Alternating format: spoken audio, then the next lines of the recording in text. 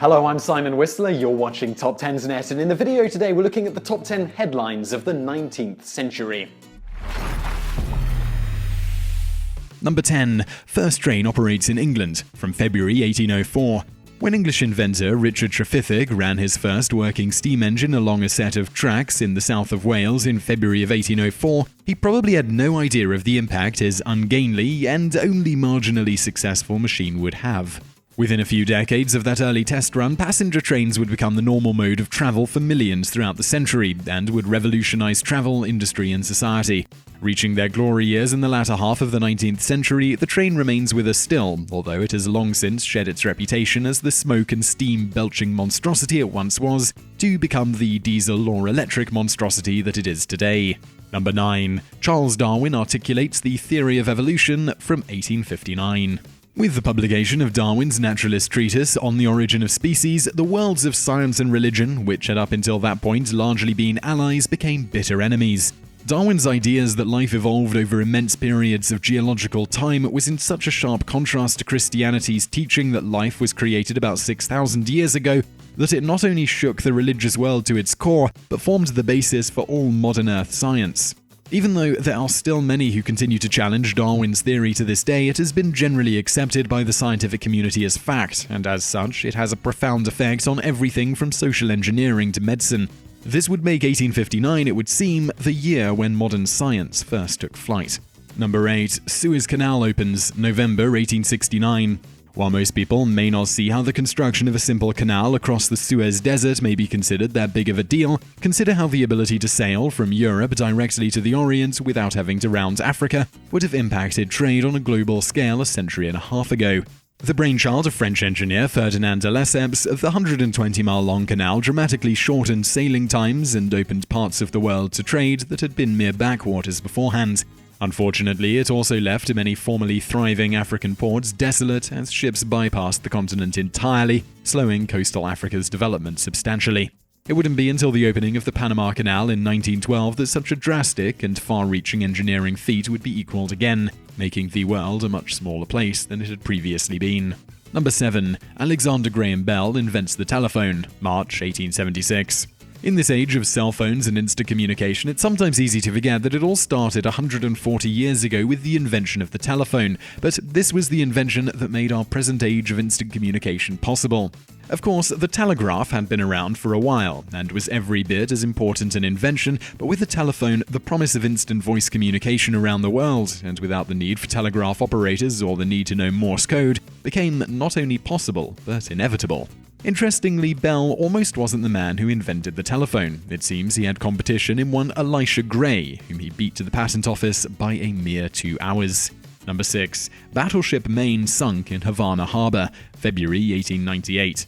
While the accidental sinking of an American warship would not seem to be that big of a deal, when the battleship Maine exploded and sank in Havana Harbor on the evening of February 15, 1898, killing 274 men and officers, it started a chain of events that would culminate in the United States going to war with Spain and becoming a colonial power as a result of that dominating win. The unfortunate thing about it is that most naval historians today agree that the vessel was more likely the victim of an accidental magazine explosion than a Spanish mine, the war being more a result of errant assumption and ardent nationalism on the part of the United States, rather than an act of aggression by Spain, who had neither the resources nor the motive to want to see a war with the States.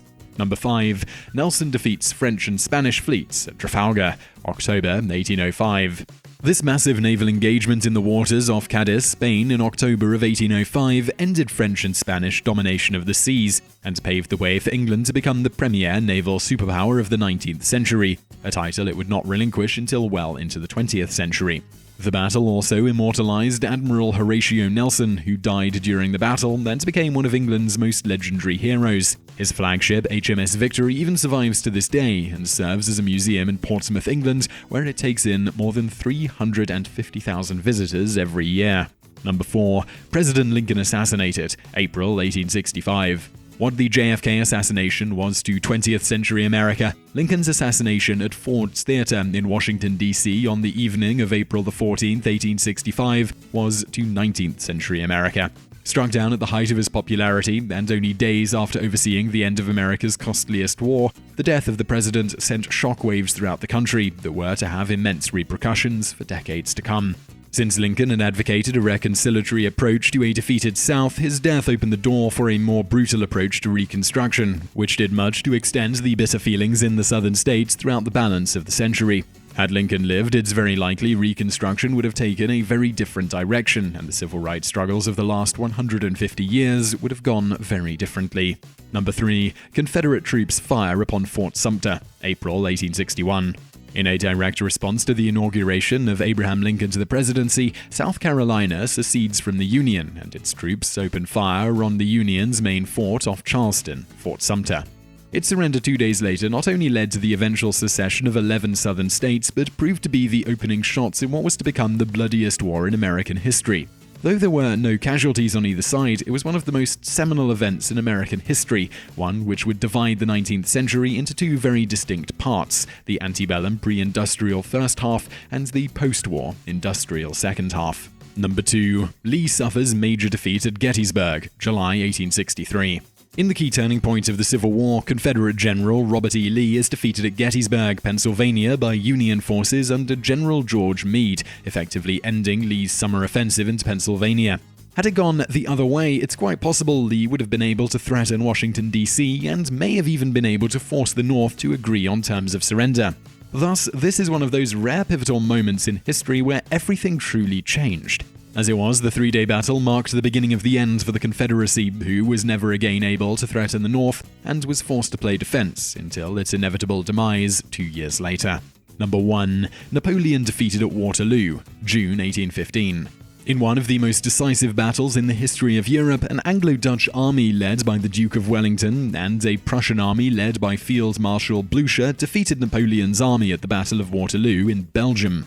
This finally brought an end to the French Emperor's expansionist plans and made Great Britain the premier power in Europe for the balance of the century. While it's always fun to speculate what might have happened had Napoleon been the victor that day, it's likely that had the Emperor won, France would have been the superpower in Europe for the remainder of the century, reshaping the political and social climate of Europe in profound ways as a result.